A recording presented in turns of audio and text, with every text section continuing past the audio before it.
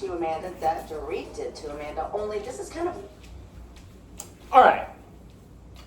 So, I've been wanting to start another channel with like my opinions about TV shows. I love Drag Race. I love all the Housewives shows. I loved Traitors.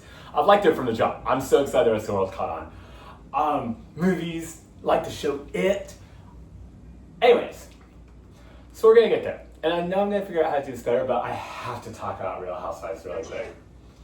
I don't know how many of you are Real Housewives fans, but Amanda has become the big bad, and Dorit's become the favorite. So, okay, let's watch this for a second. So anyway. I do love Rachel Yeah, Zoe. 100%. And then if he says no. Okay, love Rachel Zoe. I don't know where the rest of the group is. I have no idea where anyone is. And Dorit has become besties with her and Buzz, the two new ones. I mean, honestly, Which is... most of the ride over here was a thing. Okay, Sutton here we was go. on fire. She was weird with me, actually. Really? I think she thinks we're very close. Oh wait, Dorit, hold on. Now Sutton does get that like nerd girl wants to sit at the popular girl table vibe. That's I'm fine. not going to justify my relationship with you. That's just who she is, but she's working on it and she's made a huge change. I can't believe I actually like her now. And our friends, like, I just can't do, like, petty mean girls. So I love they're saying that's petty mean girl shit, but what they're doing to Amanda is not. But let's just watch this and this is what we're going to talk about. Issue with Googling somebody's past to dig up something. Obviously, Amanda has feelings about how Dorit dug up this cult information. So Kyle and I talked to Amanda about it this morning, and like, aren't you bothered by this? No one digging in someone's past. I don't even know what that means. She just was like, I feel like that was low, and it was using the cult as like a, like, yeah, kind of. Oh. Now, let's talk about this. Let's talk about what hypocrisy is. So, she's gonna ream Amanda and call her this like terrible person and decide she's against her because Amanda doesn't know her that well to comment on an opinion about how she talks about her marriage or her divorce or in front of kids, any of that stuff. However, in the same breath, she doesn't have to be digging up, but she will search somebody, find some information, instead of bringing it to like, hey, I saw that you were in a cult, is this true? She will lob it in the middle of the dinner in front of everybody and start bringing it to everybody's attention. That's not Mean Girl? I mean, that's not Mean Girl? So, listen, I'm gonna say it. I love Rachel. I love her on the show. And I did not watch her other show. And I was like, okay, here we go. Dying. I was like, okay, I love her on this show. But Rachel, like, you guys can't say Amanda's doing something and then all of you guys are doing the same thing. You guys are mean. And I will talk about the Amanda problem, though. Let's keep watching this. You know, Sutton and I turned a corner, so I'm actually surprised. It's like bells ringing, ting, ting, ting. Now, I finally understand why Sutton really sought out to room with Amanda. This is bullshit. Kyle and Amanda are thick as thieves, and now Sutton thinks... So, here's the thing. Friends do not always have to agree. And friendship can also include people saying, I don't think you're right in this situation. Or question, like, Sutton, but the fact that Dorit turns it into a two sides thing, that she's like basically defaming Sutton's character, saying, even though Sutton's made so many strides, and we've all seen it, that Sutton can't actually be trying to see, like, be there for Amanda because she knows what it's like to feel like the ostracized new person. But why was Sutton ostracized? And here's the Amanda problem. Sutton was determined to just not listen to anybody else. And thank God she had Garcelle, which was honestly, I'm so glad Garcelle's gone because Garcelle is just sticking up for Sutton, sticking up for Sutton, sticking up for Sutton. Like, it was annoying. But here's the problem, like, Dorit and Amanda don't get along because they both suffer from the same thing. Neither of them are willing to listen to someone else and compromise or see their point of view, even if it doesn't correlate to exactly how they want it to be. They both suffer from this. And it's fascinating because for a moment, I hate Amanda. But actually, I watched her on Watch What Happens Live, and she was very like, I wish I was good at the editing stuff because I'd roll back the clip. We'll get there. But she was very much like, why should I be this? Because now here's the problem. 7 things, she didn't regret anything. And she didn't say, yeah, maybe that seemed a little off-putting or not. You know, I understand. She's like, no, and she's like a petulant little girl. I wonder if she actually is like on the spectrum somehow. Like she refuses to acknowledge how I love even Kathy Hilton was like, read the room and know your place. Because it's like, that's cool. You can have your opinions, but when you're the new person in a group dynamic, just like a workplace, I don't get to go into my new job and say, you're wrong, boss, and you're wrong, and I disagree, and I refuse to listen to anything you say. That's not the way the world works. So girl, you can manifest all you want, and you can be in charge in your home. You can be in charge at your meetings. My hair is very special right now. But like, you know what, whatever. Sorry, hair malfunction. Oh my gosh, it's just getting worse every time I touch it. But here's the thing, like, and Dorit too, it's like, the first thing she hears, like, Kyle even said it. Kyle goes, every time I try to tell Dorit something, she gets all defensive and crazy with me. So maybe if I start expressing my concerns to the people she does listen to, aka Bose, she will listen to them. And what does Dorit turn to? We were so good and now she's talking shit. And Sutton's bringing up that she doesn't like something I did. Well, now she's talking shit. It's like, no, Dorit, you're just not always right. But Amanda, that goes for you too. Now, this though, unfortunately leads to something that's really starting to bother me. I gotta get back on their side. Like, no, you're the one making it sides. I need caffeine and Gucci. She's willing to sabotage a friendship. Like, Dorit's mind goes to this crazy place. Crazy. To score points with Kyle. I mean, she's making good TV, but It's really pathetic. that's just unnecessary. Well, that was a good day's work, I think. Yes, I think so, yes. Did a little shopping and sightseeing. Regular readers still in Gucci. Okay. Lady told me that I look like. So, by the way, Erica, I'm sorry, who would have ever thought? Erica's journey is one of the best things on Real Housewives of Beverly Hills. She has gone from this like vixen, pussy pop, money drop type of chick who like then had her world ripped apart and became angry and started like dealing with it with like, you know, substance and alcohol. And then when I substance, I think she was popping pills. I think she's admitted that.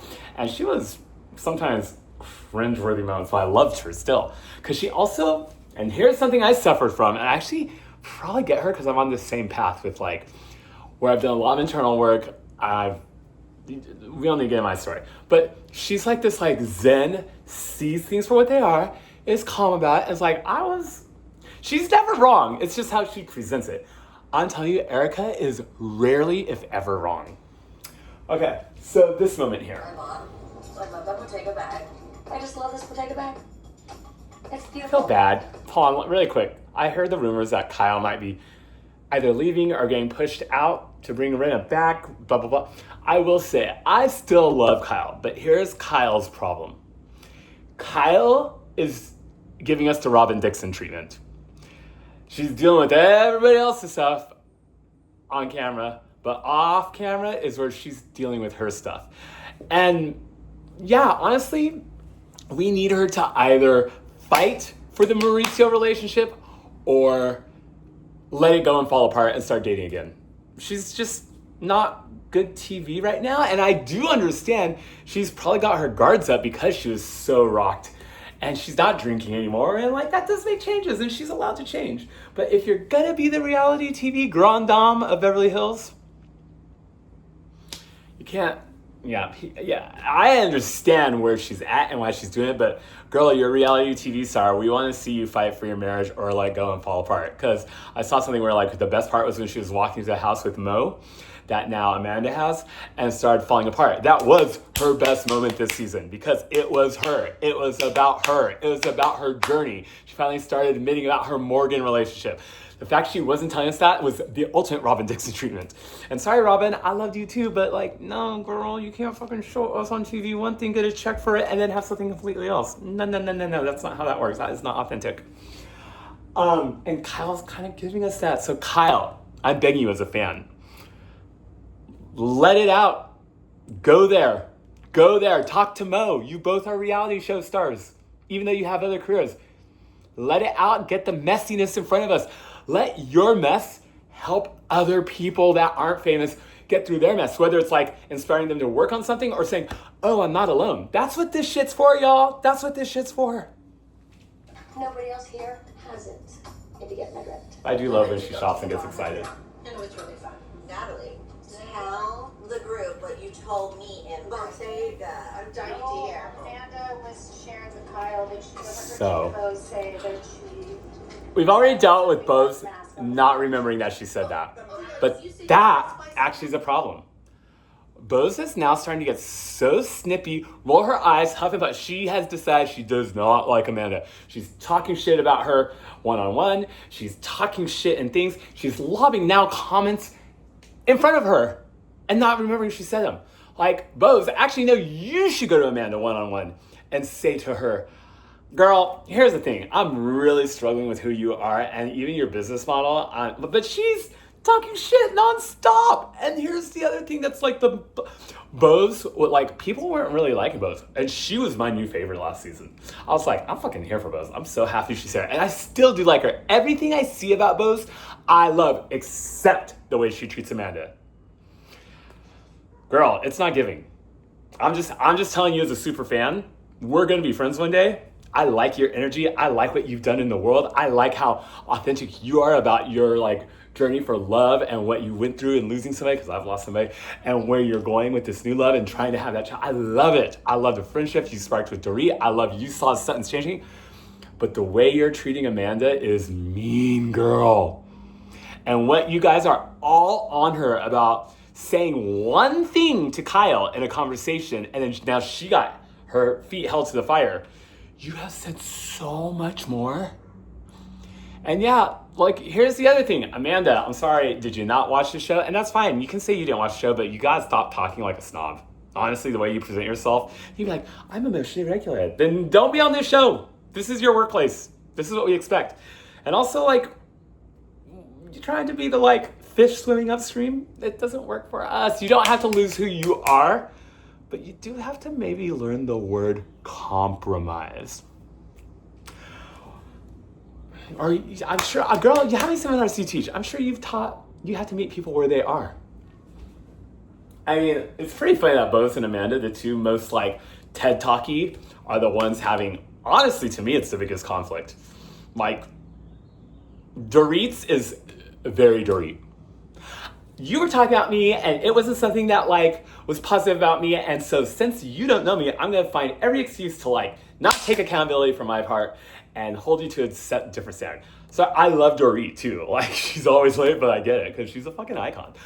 But y'all need to look inward into your part. Look at your side of the street. Okay. I said, oh, look, there are those masks. Yeah. What? No. And I love that Kathy told Amanda, boop. But also Kathy, you're thinking about like, oh, maybe it's just a joke. It's like, girl, no.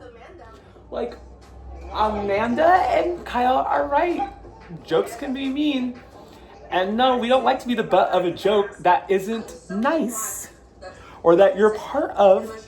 Like, my friends make fun of me and my dancing TikTok stuff, YouTube stuff, all the time. And I get it. I'm part of a joke. But if they made some shitty comment 3 people over from me and wasn't said to me involving me, yeah, that would hurt my motherfucking feelings, even though I don't give a shit what people say because I'm going to keep doing it. Whether I said it or not is actually not the issue. Yes, it is, girl. If you're going to make her the bad girl about saying something about Dorit's situation when she's not there, then yeah, it is an issue. Take accountability. None of you are taking accountability for your part. It's killing me. It's literally killing me. And by the way, I've been that messy queen for years where I used to make the joke I should be a housewife. And then I started really sabotaging some friendships in my stand to always be right and know that but I did have a moment where I was like, oh God, but I'm not getting paid to be this messy. So if somebody wants to hire me to be messy, I can be that. Until then, I'm trying to keep it cute and on mute. But I did have to speak up because everybody talking shit about how boring this season is and how they don't like this person or they do like this person. I'm like, it's there. The bones are still there. I actually love these women shopping. Brought me the greatest joy right now. I love them on their vacations. I love their little like hard conversations they're having at the dinner tables, honestly, because that's how you find middle ground. That's like what we forgot to do in America. Okay, I think that wraps it up for now. 15 minutes. If you stuck with me, I appreciate you. And I mean, should I just do it like this? I kind of like it like this. It's just easy. I just am not an edit queen. If she really had